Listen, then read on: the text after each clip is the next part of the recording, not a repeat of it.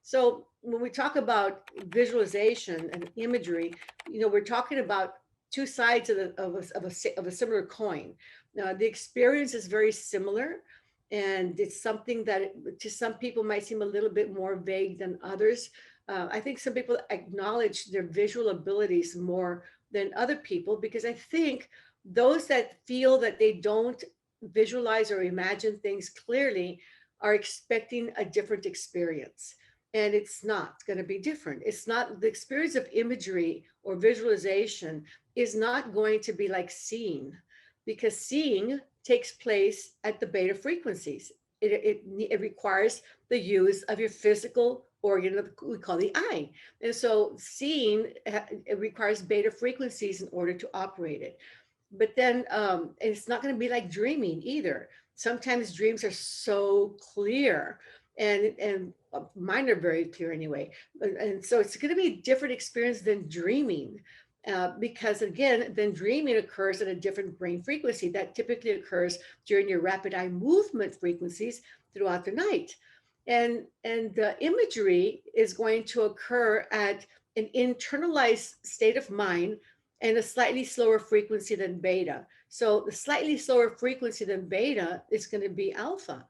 And the way you're probably going to experience imagery is going to be like when you recall a dream or when you recall a memory. And that's visualization. Anytime you recall something that you have already seen before, and if it's sensory or auditory that you have experienced before, any recall is utilizing visualization. So if you recall what you did yesterday, if you recall what you ate yesterday, your last vacation, the way you recall that, that's what visualization is going to be like.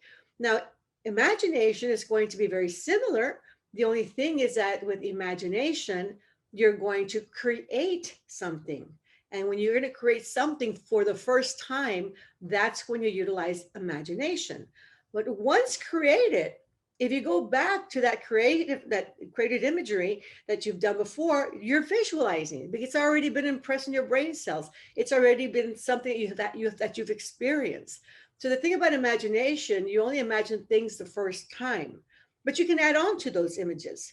So once you create, let's say, your outcome image, the future you image, your goal attained image, once you create that image, then what you use in imagination as you're creating it. But when you have created it, we always ask you to go into the experience in whatever way feels comfortable to you. To me, I imagine it really close to me, and I imagine like I'm just slipping my body into the body of the me and the image. That's how I experience it. And so, oh, Siri's talking to me and I'm not even calling her. Anyways, and so when I get into that image of me, of the future me who has already achieved, then at that point in time, that's when you utilize a lot of your energies and your emotions. That's where you really build more of your desire. I really want this. So you want that image to be very, very, very desirable, because that's what you want to manifest. That's what you want to actualize. This is the future you. And so I really desired and really feel the sense of desire inside you. I really believe I can do this. I believe I'm worthy of it. I believe that it's possible. I believe that I deserve it. All these belief aspects. This belief has many layers as well. And believe that you can achieve it. Believe all these things, and make sure you make a check on belief, because if you don't believe it, it's not going to happen. Okay, you might desire it and you might really, really want it, but if you don't believe it, it won't happen. And if you don't expect it, it won't happen, because expectation is another subjective energy, but it's also a belief without any doubt. So I believe it's doable is one thing. I believe I'm worthy of it. I believe I deserve it. I believe, it's whatever, but I expect it without a doubt. That's the main thing we want to focus on as well. So all these experiences, all these energies you can experience while in the outcome image. And then you can really allow that energy of desire, belief, and expectancy to just fill you completely. And when you really have it together and it feels emotionally feels good to you, physically feels good to you, then you can lock it in. So the beauty about imagination is that as you're creating it, you can go into the experience and then you can really expand it with energy, of the energies of desire, belief, and expectation, and emotions, the feel good. This is amazing. I love this. I'm so happy. It makes me feel wonderful. And then when you get it just right, you lock it in with your three fingers technique. You know that statement I always encourage you to say, whenever I have a need or desire to feel, think, believe, or behave this way, all I need to do is press my three fingers together and it will be so.